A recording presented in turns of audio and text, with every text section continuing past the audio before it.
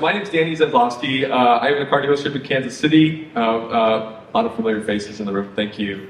Today we're going to be talking about some really modern processes, and there's no better person to talk about it than the person innovating from the very front line. So I'd like to introduce Mr. Kevin Cravo and give him a minute to kind of tell about himself. Hi, I'm Kevin Cravo with Royal Automotive, variable director in Tucson, Arizona. So I oversee all 7 of our stores, all sales operations. Okay. So I want to get right to it and define kind of why we are here. So one of the things is to understand how you can innovate from the front line to dominate the market. So what do we mean by that? I believe that when you create technology, it's meant to scale process, not the other way around. I grew up in a dealership that often went to trade shows and bought technology and then asked them, what do we do with this and how is that going to then influence our process? And then we just sat passenger to the advice of the technology company. When we took a different seat in the driver's seat and saying, here's our process and we're going to continue to be curious about it and how are we going to continue to improve it, and then went out with the eye to find technology that would not only improve our process but then be able to scale it, it really changed the game for us. What a modern appraisal process and solution can do for acquisition, gross, and churn. And one of the things that we're going to mention is a shift when you are dealing with a group versus a single store of right car, right price, which means when you are bidding a car in a store, the sales manager may have bias in saying, you know what, this is the right car for my lot, or this isn't because I didn't do well on the last one, versus right car, right lot, meaning perhaps this vehicle might do better at a sister store across the street. We're going to talk about benefits of enterprise management. Sometimes it's called centralized appraising, so we're going to get into that. But enterprise management is really just bringing in other signals to understand how the group will perform and what the exit strategy is of that car. And then last but not least, how to continue to wean off the auction and continue to buy from the public. Okay, so I mentioned this earlier, and I kind of want to bring it home because I'm a dealer. I continue to stay a dealer because I really believe that innovation happens on the front line. So innovation, the way we define it, is it's just people that have ideas, that create processes, and then they create technology, and that equals innovation. So for those of you that are dealers in the room or have been dealers in the room, you have ideas all the time when you are wanting to improve something.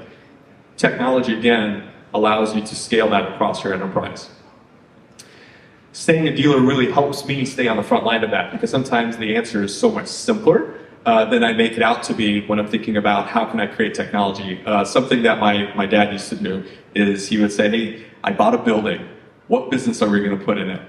Right? That is like an old entrepreneurial way of thinking. And we certainly figured it out. But that's not starting with customer experience. And what we want to do is start with customer experience. And sometimes that customer is the person buying the car, but sometimes the customer is the person selling the car. So with that, I want to introduce Royal Automotive Group. Yeah, so Royal Automotive has been around for almost 5 decades now. Local family owned in Tucson, Arizona. And we started in 1976, and still original. The Royal Kia store is actually the oldest in the country. AZ001 is our dealer code, if anybody knows the Kia codes. So we've been around for a while, and Q4 last year we went to Used Car Week, and we felt like we needed an entire revamp with our used car operation. We knew there was opportunity that we weren't capturing. So went there just kind of on a whim. Actually went to San Diego, ended up meeting Danny and his team, and we went into a full-blown reset, relaunch at the beginning of this year in January. And that's kind of what we're going to share today, just a little bit of our journey, because we've learned a lot, and along the way I think we've done some good that hopefully some of you take back into your stores and find some of those KPI metrics moving in the right way like we have. So in part of that, we launched what we call our CAP team, which we'll get into kind of what that acronym is, kind of how that works, and our process flow with that. But it was really just a complete used car reset, which we feel like we're in control of in today's world. Whether it's F&I, you got all the things with FTC and the bank regulations, or new cars and the OEMs. We felt like we are in control of used cars, and honestly felt like we weren't doing as well as we could have as a group. We felt like there was opportunity that we're glad to say we feel like we're doing a better job tapping into. So that's where the CAP team was kind of the genesis of that, to start going after some of the missed opportunities that we felt we had. So just to kind of expand on that, one major pain point I had is that I have anywhere 15 to 18 managers, all appraise the cars. And if I left it up to all of them, if they were all in here right now, we pulled up the car, we appraised it, they'd all come back with a different number. And we can have the debate on who's right or wrong or why the number, and everybody has a good reason, but it's hard for me to control that, or to make sure that we aren't missing trades, or we're putting all the right dollars, when you just leave it up to 18 different managers and the emotion of the deal. So we really wanted to kind of standardize it more so at the corporate level, and make sure that we weren't missing trades, putting too much in it, missing recon because they never got off their desk to actually go and appraise the car. We felt like we were far too reliant on auctions. So part of our success journey in this for this year is that we were buying a lot of vehicles from auction, from enterprise, rental car, etc. And we've all but weaned off of that now through our private party acquisition strategies, which has had a big impact on our margins. Which we'll cover there. And again, we just wanted to have it more standardized at the corporate level. So that was the cap. And this last one I think is a really big one. It's like that personal bias. What Kevin said earlier, when I give a VIN number to my tower and I say, appraise this car, but don't talk to the salesman next to you, you obviously get a different number, but then you also ask, like, hey, what'd you look at, right? Some look at MMR, some look at book, some look at comps, some look at price to market, cost to market, some look at rank, and so forth. Todd, who spoke before here, asked, like, what is your appraisal process and is it written down? That is really some of the early curiosity that we had in order to create what we call a net effect. The net effect is, here's where you are, here's where you're trying to get, and that journey is, quite frankly, your strategy, right? How do you get there? You want to speak to the opportunity you guys are seeking? Sure, yeah, so when we started out, we said, what does success look like? Where do we feel like the opportunity is? And we felt just based on our margins, based on all the different 20 groups we belong to, looking at our used car front end, we knew we could move the needle $1,000 a car front end and do it the right way. So that was the first piece of that. We have 6 stores, as you see there. So we average about 50 per store. Obviously, some do 100, some do 20, but over 12 months. So in total, our goal was to go after that 3.6 million just front end to realize that margin. So that does include obviously the increase in volume and market share, which we've seen, F&I, but just purely getting better at acquiring the right cars, increasing turn to increase our margin, and go after that opportunity. So this is something that I think other areas of life have taught me, but I'm going to apply it to business because I think the two are very similar. Pain pushes, vision pulls. And here's what I mean by that. So sometimes in life you reach a point where it's like, man, this hurts. Whether it's emotional pain, business pain, family pain, whatever it is. And hopefully we stay curious and open to that pain and we start thinking, what am I going to do about it? How am I going to correct this for the future? And then you start having visions of what that future might look like. And then hopefully that vision grabs a hold of you and it starts pulling you. And we know the difference, right? When you have a great idea of when vision starts to pull you, you say, I'm gonna build this thing or start this thing or marry that person or whatever that is. And we know that feeling of pain pushing. And so we took that and switched to an idea, which actually I'm gonna have Kevin share this idea. Yeah, so it just kind of goes back to the overarching theme of just instead of having a lot of silos between our different dealerships and rooftops where we're a pretty good sized dealer group in our market. Instead of all of them acting differently within their stores, different appraisers, that we are now just one group working in unison together, getting the right cars to the right lot and flowing that all through our corporate CAP centralized team. So it's something that was shared with me, which I really like. Wasn't my idea, but it's we behave like a group of dealers. Today we behave like a dealer group, and I know that because I own several stores, and I know what it feels like. That contention, competition is obviously healthy, but the contention is what really hurt and eroded some of the profits. So here's a typical, this is like what I grew up with. This is a typical appraisal process, right? So start line, you appraise, you choose the disposition, you acquire it, you merchandise it, recondition it, you syndicate it, you hopefully manage it, you sell it, and you look at some reporting. And this is a fairly typical way of what I call the road to the sale when you're buying a car. Well then, hopefully you do a lot of deals and rinse and repeat, right? Over and over and over. One of the things that really changed the way we started thinking about the buying and selling is when we started thinking it as a cycle. And that cycle we call vehicle life cycle management. At the top of vehicle life cycle management, it starts with having a buying plan. And that buying plan is really about creating the most ideal inventory for your lot. And each lot has different superpowers, different abilities to buy and sell cars. So the buying plan should have a lot of different signals that power it, because if you remain curious to the software that you're currently using, some of it relies heavily on your own sales. Some of it, in your own sales is a good indicator, but it can also be an echo chamber if you buy what you sell and sell what you buy, right?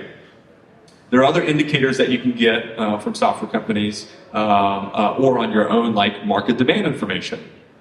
Competitor demand information, what's selling at other stores that you perhaps compete with, and can you get that market share? Audience is a really big one. Jason Rice is in the room, understands the value of putting an asset and tying it to a customer versus just taking a customer and tying it to an asset. Those are all signals that when you are creating a buying plan can begin to understand, where do I have gaps, so that when I buy that inventory, what then happens? Your customer acquisition cost goes down because you can start selling more vehicles and holding gross and hopefully outperforming the market, not just underperforming it. And so that cycle that begins with the buying plan then takes you into appraisal, acquisition, merchandising, syndication, audience, selling, reporting, and analytics. But every part of this process feeds back to the buy plan. So Kevin, would you mind sharing a little bit about the journey of the process? Because part of it is an emotional process, right? Sales managers may have not been happy right away. Yeah, so there's a lot to unpack here, but so at the beginning, when I came back from used car week in November, December, and said, well, we think we're going to go to a centralized appraisal team. We're going to change the system that we've used for all used cars, for appraising, syndicating, everything for the last decade or so. My team, everybody, managers, all the way through GSMs, used car managers, they were ready to vote me off the island. They thought I got to San Diego, I drank something funny, I came back, and they're like, what is going on? We cannot survive under this new way that you're trying to create here. So I'm happy to say that everybody in that who was ready to vote me off the island is still with us. And now if I were to walk all this back, they would also probably feel as passionate about not doing so. So nobody likes change. So at the end of the day, I had to make the call for the greater good, and we're glad that we did. I believe they are too. So really started with, I'll touch on a few things here. One is that CAP team, and then I'll talk a little bit about how we got off of the auction enterprise and really leaned in on our private party strategy. So as far as the CAP team goes, we call it that because it's centralized appraisal, acquisition, and pricing. So none of our frontline managers, including the GSMs at each store, are really involved with that portion of it. Of course, we want their feedback. It's collaborative. But they are not pricing, they are not buying, they are not appraising any vehicles, putting the ACV on any vehicle. So kind of what that looks like is at each of our stores, we use BenQ's technology now, where the store manager, team leader, it can even be a senior salesperson, service drive, really doesn't matter. They'll go out, scan the VIN, load it up into the system, put in their notes of what they think it needs, and then that pushes to our CAP centralized team. It's like our main hub. I think we got a photo of it coming up here, but so we built out this cool room. There's 4 or 5 or 6 of them at any given time, and that team has 5 minutes or less to put in the ACV. We time it. The managers know, they know. So we don't want to bottleneck it. Certainly, earlier in the session was really great, talking about the friction, making sure that everybody, is getting that customer what they want quickly. So we didn't want that information to go into that central hub and it's 30, 45 minutes until they're getting a number. Obviously, that wouldn't work. So they load it up. It goes into the central team. The central team pulls it up on monitors, TV screens, and then they work as a team to push that ACV back to that frontline manager. And then that frontline manager, we give them a leeway. They can under allow 500 or they can over allow 1,000. But that's the only bandwidth we give them within that ACV. So if the CAP team feels like it's worth 28 grand, they want to go in 27.5, fine. We don't want to go in lower than that because we don't want to miss trades. And to the point I heard earlier in the session, also the psyche of the staff and our customers. Everybody knows, advisors, we want to make sure that we're putting the right money on the car right up front. But if they feel like they have $500, go for it. But we don't want a culture of trying to under allow trades and then ultimately just under allow our acquisition strategy. So then we let them over allow 1,000. If they feel like they have to over allow to buy the deal to get the car on the road, good. So that's kind of our the CAP flow process of it. As far as the acquisition side of things, to get off of the auction and the enterprise side of it, we really leaned into the private party acquisition side, buying cars off the street, service drive, all the stuff that I know we've all been hearing and talking about for a long time. Back in last year, Q4, when all this was happening, we were averaging maybe 15 to 20 street purchases a month. And now it's not uncommon for us to do 75, 100, 125 a month. So in that, we're now able to peel off of those cars that weren't doing us any favors. So we have a lot of data. I think some of it may come up here, but our average front end on an auction car, and again, maybe some of it's our buying strategy, our market, whatever, but our average, we lose $700 front end on the total life cycle. We take all the cars, aging, everything, we put it all in there. On the street purchases now, since the beginning of the year, buying the right cars, using technology to do it, we average $2,200 front end. So right there is a $3,000 flip. Every car we can buy private party, in my mind, is worth $3,000 because it's one I don't have to go get at auction. So we're doing that now at big scale, 50, 80, 100, 120 a month. It's not hard to see where that front end margin can start to swing pretty quickly in your favor. So as the technology partner, remaining curious to the innovation happening on the front line is really important. So dealers in the room, raise your hands for me. Okay, good. So I used to have, quite frankly, a little bit of imposter syndrome and shame when people said, hey, Danny, you're kind of special because you got a foot in each door. You're a dealer and then you're on the technology side. And I didn't believe them. I believe it more today. And what I will tell you is, as a dealer, you hold the power of the innovation. And when you truly treat your partners, the ones that you find and you trust, as an extension of your team and empower them to take that take that process and turn it into meaningful technology, understanding that it does take time. It's not a just do it, like my dad used to say, just build a website, right? It takes a little bit more than just build a website. But when you are persistent, because it also takes time for it to really have meaningful impact, because you may not be right the very first time you tell that technology company to go build something. It takes testing, it takes a little bit of stomach to be able to do it. And so that's been, quite frankly, the biggest gift of this partnership. And all of these processes that Kevin's talking about are processes that we are constantly working to ingest into our system so that we can make his job easier and make the results better. Let's talk a little bit more about your cap room. If you want to share a little bit about like some of the processes that happen, and then also more about the private party acquisitions that's happening in this room. Yeah. So here's just a quick photo. But before, this was just a storage room. This is kind of the side room of our BDC up at our kind of Automotive corporate location. So we gutted it all out. We got big widescreen monitors, TV. You can see they got, in this case, pulled up. At any given point, there's 4 or 5 in there. If it's a slow day, they might be working 1 or 2 appraisals. On busy days, there might be 15 to 30 coming through there, and they're getting them all back within 5 minutes to the frontline team. So they bounce ideas off. That first photo, we have an acquisition manager, so he's kind of overseeing it, and then they all line up here and work as a team as those appraisals are coming in. And then, what about how have your pricing processes changed since you've centralized so that you can see, obviously, not just store by store, but all stocking in all stores in one screen? Yeah, so part of it, just again, thinking as one big dealer group, is when the CAP team puts a car, appraisal on a car, they're already deciding which lot it's going to. If we buy a private party car, they're deciding where it's going to. So we're putting the right cars on the right lot, and pricing. Before we used a lot of the data. I think one key thing we were missing was we didn't have any CRM integration. So now our pricing team, when they go in, they're looking at market day supply, how it does on our lots at different. It's funny how you move one car from one side of town to the other, and all of a sudden it sells in 3 days, and for whatever reason at the home store, it's had no action. So we like to move them around, shuffle them. But with the CRM integration, it's helped us in that we can look at opportunity counts and see what's hot, what's not. When we buy a car on private party, sometimes we'll take it in. We're already getting a flag in our CRM. Hey, somebody was there 4 days ago looking at that exact car, or vice versa. So it certainly has helped us with our pricing strategy.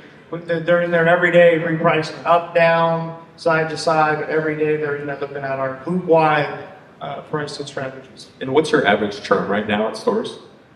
Last we checked, it was somewhere around 21 days. So when this started, we had 96 cars over 90 days old in November, December. While again, mind you, I got all of my management team again ready to vote me off, saying that this is crazy, we can't switch systems. And I'm saying we can't continue to run with 100 cars over 100 days old with the margins we are. So we're ripping the Band-Aid and we'll survive. And actually now we're thriving. So fast forward to today, the meeting I just left, when I bring together all the managers, CAP team on a Teams call, we have 1 car over 90 days. So we've really flipped our aging over upside down its head, along with weaning off the auction.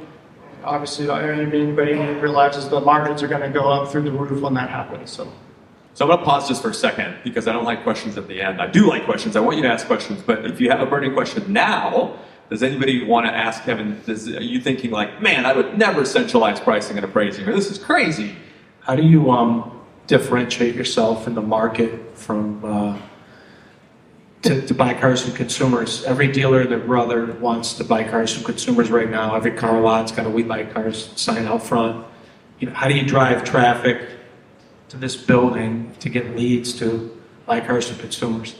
Yeah, so great question. So really it's just some all-out full court press. There's no one channel that I'd say works better than others. It's all of it. So we have a designated buying team, and all they're doing is surfing the private party market all day long through BenQ's platform. So we're looking at just anybody out there that's for sale, Craigslist, Auto Trader, Cars.com. If they're out there, they're getting a call from us, and we're giving them all the money up front. Then we have every customer that comes through our service drive, when they leave, they get a hang tag in their windshield, hanging from the rearview mirror. They can scan it, go right to our site, get an appraisal. Once they do that, we get a lead. We're doing our own internal data mining. We market it, even mass media. Some of our cars, our shuttle cars, everything is wrapped with We Buy Cars. Pretty much everybody's incentivized to go get a private party purchase, from the service advisors, salespeople, that central team, that buying team. Separate from this, they're in a different room, and that's all they do is get appointments in to buy private party cars. I follow with one more question. Do you measure what your spend is per car that you acquire from consumers? Like $1 per car? We haven't, because it's like pennies on the dollar. Now we pay on average out in commissions to either to that buying team or the salesperson or the advisors. On average, we pay about $220 aggregate to acquire it, but still far less than going to get an auction and shipping fee. Most of them we will rack and inspect, so fixed ops picks up some as well. because they charge us like a half-hour labor rate. So we'll rack them, inspect them really quick, so they pick up some of that. Some of the stores, whoever racks it gets the recon work, so certainly they've liked that. But the cost for acquisition is so small that if I could go and get 500 a month private party, I would. So Yeah, I agree completely. Thanks a lot. yeah, Jeff, thank you. Hopefully that helps. So we walked in a couple of minutes late. I want to make sure this got answered. Of course, I understand it. It's a big deal to rip that Band-Aid off. Yes. You already given us the ROI, which it's what's the important part. My question is, working with NQ directly, how did they help you in that transition of ripping that Band-Aid off? Especially since there are probably some things that y'all developed together during that process. How was that process? Yeah, great question. So, it was really about as seamless as it could have been. Certainly, we were concerned, and I got a lot of the gearheads, I say, in our company, our marketing team, our analytics team. They thought all the syndications, all of our websites were going to shut down, and we were going to be in the dark age. And as far as that goes, that really was smooth. Everything crossed over really well. I think, again, it just went back to, in the beginning, wanting to go next level, all things used cars. Danny, his team, the fact that, he is a used car dealer, he understands. So I think he made us better in just a lot of ways in his team with what and how we do things. And as far as their installation actually came out, so on his team, sent out 4 or 5 folks. They were there for 4 or 5 days. Install, meet with my managers, training one-on-one, working with this cap room. So it was an all-out full court press on the launch, and we actually expected a lot of hiccups, and it went really smooth, so that was good. Again, I know when you say Kimberly, I said, when I started this, came out in November, January, then my team was ready to vote me off the island. They were going right up to my dealer saying, Kevin's got to go. He wants to centralize stuff and no longer the same platform we had used for a decade, and have there been massive hiccups, right? Like I had to shut down websites. We couldn't do central appraisal. It would have been, they were ready for it. So the fact that it was really a smoother transition really kind of helped us, I think, get that momentum a lot quicker. So a big lesson I learned, when I had existing platforms at my store and I tried to change process, it was really hard. When you change platforms, it gives you a really unique opportunity to relook and upgrade all of your processes. Your trade appraisal process, your merchandising process, your pricing process, your acquisition process. It really gives you an opportunity to do exactly what we're talking about today, which is being innovative. The other thing that I want to pay a big compliment to Kevin on is everything you're saying, what I hear is he has a culture of acquisition. And that culture is a series of moments and a series of behaviors that equal a culture. At my store, we try to adopt and continue to, if you call my store, we say, hey, are you calling about buying a car or selling a car? Everybody asks that question when you answer the phone. And it is a small way that makes a big impact for the culture of our store because they're thinking about acquisition. Any more questions before we get to some of the more money stuff? Yeah? No. The question was, just so everybody could hear, any guidelines around price to market, cost to market around acquisition strategy? Yeah, our inventory director who oversees not just the cap room, but also our new car inventory management, RDR, kind of my right hand, all of it. He keeps a pulse on it, but for the most part, we'll give them whatever latitude they need as long as the data drives them. I always like to ask, whatever we're doing, we have top 10 lists, acquisition hot lists, whatever we're doing, is the data driving us or is it, which I've been there, and we stubbed our toe a little bit going into Memorial Weekend before we had ramped up as much as we are now. We were a little light on the cars, so I said, okay, go get 80 of them. And this is me using no data, just gut and saying, go get it. And they did. And they brought in 80 cars from rental companies, and we flushed a few through the sale. And by June and July, we were losing a ton of money. So what they do is they let that data drive. So if they put a 94% cost to market in a car, because they think they can turn it at 100, 105 and turn quickly, fine. If they want to put 80%, because it's just the car we know is going to sit or something we don't typically do well with, then fine. But they're all incentivized to get as many as they can. We don't focus as much on that margin. Just get the car and either retail it, liquidate it through other channels, wholesale auctions, etc. Hopefully that answers it. And the signals in our system are also different versus just looking at market day supply. We look at average price drop of retail transactions. The comp set is tighter. The build data on the comp set is tighter. So there's a lot of other little things that make a big impact. Speaking of impact, let's talk about results. Yeah. So glad to say again, standing up here, we got a long ways to go, but we have realized our increase in that $1,000 car front end that we set out on in January. So our turn, as you already heard, has gone through the roof. Again, just having one car over 90 days is a task for where we started. Part of that turn too, we'd like to attest to just a smart marketing strategy. I noticed a couple of friendly faces out here. Got Digital Airstrike friends, they certainly help us. And then the VinQ system called Boost, I know we'll touch on it here in a little bit, but it's really helped us with our turn time, getting eyeballs on the units that need it, which is why we don't have cars over 90 days. At day 45, we have an action plan where we go full court press boost on that specific bin, and we're boosting it up in our market and others to make sure we get it gone before it turns day 90. So part of that's in our pricing strategy. If we feel like our price is there, then we'll start boosting it just to get more eyeballs on it. And just to add a little bit to that, you can certainly do that on your own. The simple logic is, if you have 100 cars in the lot and you sort them by audience, you're going to have some of those cars that are going to sell because they're a low average days to sell, high demand, so forth, right? But then you have a certain segment of cars that are going to be slow movers. Waiting for them to be slow is what the killer is. You have to get eyeballs on them day one. And so finding ways to get audience to those, identifying those slow-moving vehicles at point of appraisal and that point of ingest, and starting the machine to get audience to those vehicles early is really one of the biggest ways that you can increase not only gross and turn simultaneously in those cars. And that's what we talk about, VIN-specific targeted advertising with Boost.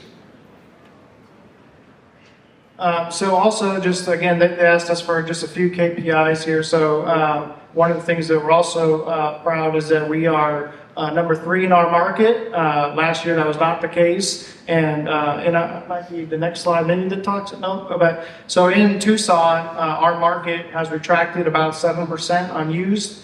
We buy all registration VIN data, so we know that. We also have what's called the Tucson Car Dealer Association, kind of the good old boys that founded it back 50, 60 years. So they put all the numbers in, and each year the comptroller from a store kind of controls that. So we're able to see a lot of that data.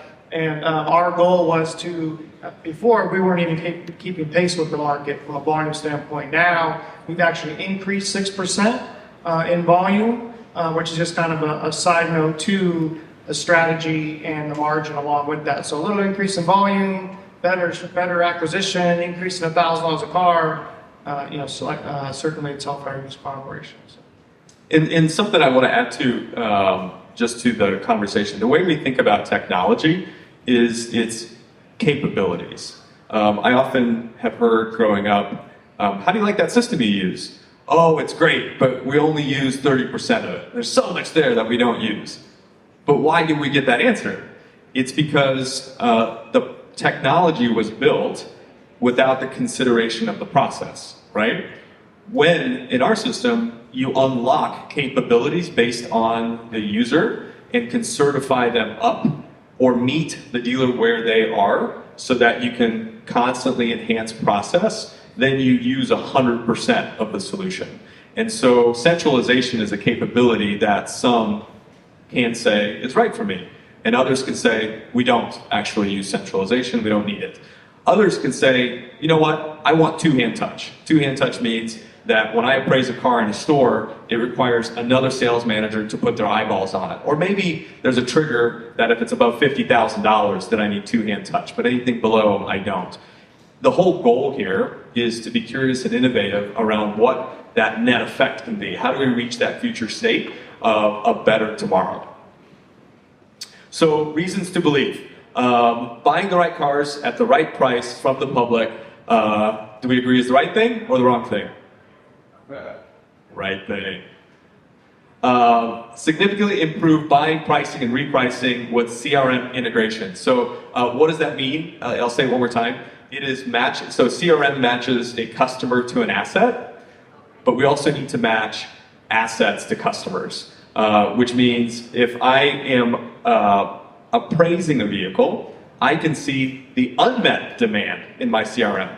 So if I sold a car with 9 leads, 1 buys, the other 8 are unsold, when I'm appraising a car and I can see in the last 30 days that I have unmet demand in my CRM, that's a signal to tell me, hey, I've got a bunch of people that I can already call that missed out on the cars I just sold. It gives my BDC something to do. If I can, I'll touch on that too. Yeah, please. Again, this was a new thing for us. We've never had CRM integration with a used car platform. So this year alone, I know of at least 20. I'm sure there's a lot more that the team hasn't shared. But before, our salespeople, after that, weren't logging every used car customer, especially when they came in on a car or called in on a used car that we don't have, whatever it may be. Right? They just kind of blow through it on to the next visit and get our CRM. Now, our 70 plus salespeople are really bought in that if they don't have it, they log it and they log it very detailed so that our buying team who goes out in the private party market knows. So there's been many cases where they log in whatever it is. They want a Toyota Tundra. We don't have Toyota. We don't have one. Well, now our buying team knows, go get one because we got a lead sitting on it. So we've had cases where the salespeople log a unit we don't have. Our buying team goes and gets it. And that then flags that salesperson or that manager, and we call that person right back in and sell it. And or the other way around, we acquire a vehicle and there's a lead sitting in our CRM already existing, and we just call them and say, great news, we happen to get this, and it sells. So having that culture with the centralized team, the salespeople, going out buying cars, if a customer wants one that we don't have, it kind of starts to feed off of itself. You mean it's a cycle? Yes, yeah, there you go, cycle, yes. I was paying attention here, yes. So working together as a dealer group, thank you guys very much for your time. And with that, we've got just a few minutes left if there's any remaining questions. Yeah, with Boost? Okay, so let's talk about Boost for a minute. Who here does digital marketing on cars? Okay, cool. Let me tell you how I used to do it. I'd look at my inventory, I'd see what was aging, I'd call my digital provider and say, put these cars on Facebook, on a carousel ad, spend this money on them. Then I would get a report back 30 days later on how many VDP views those vehicles got. And I was always curious, how many licks does it take to get to the center of a Tootsie Pop? I wanted to know that on cars. So, but the problem was the two weren't connected. And then I would get the report and then I would, make changes and there'd be all this lag of time and so forth. So what we know as an inventory management system is on appraisal, we know market day supply, we know age, we know average price drop while it's online based on segment, price bucket, brand, submodel, all that stuff, right? And so when you're looking at a vehicle, we can basically predict what it's going to sell for. You should be able to, in especially high demand vehicles, outperform the market by all the things you as a dealer do. So reconditioning, certification, warranty, dealer exclusive items, right? VIN-specific targeted advertising or Boost is the ability to know the audience behavior. Meaning, Janet is shopping for a Toyota Highlander in this certain price range. We all know what retargeting is. Retargeting just means that somebody's had this behavior and now we're going to retarget them. This is not retargeting. This is targeting. So now we know this behavior over here, and on the inventory management side, what we're doing is buying that behavior and then throttling the spend. So if I have a vehicle that I know has a 40-day average days to sell and a 1,200 average price drop, what's the goal? Outperform the days to sell and conserve gross. So we start putting audience on it based on 4 filters. First filter is if it has no pictures and no price or no VIN or missing information, don't spend any money on it. But the moment that it does, get it online, match it to the behavior, start serving to those customers with that behavior. Make sense? And then VDPs start coming in, right?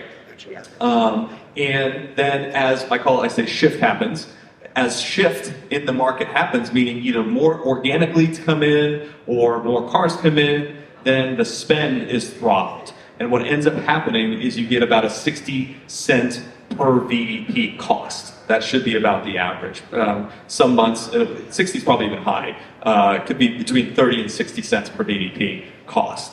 And so it's not a big spend, but you're not spending it on your entire inventory. You're only spending it on vehicles that have a slower average days to sell. Does that make sense? But you're doing it day one, not waiting for the car to age. And it's matching it on social, Facebook, TikTok, Instagram, or you can do display DSPs or VLAs that kind of mid-funnel.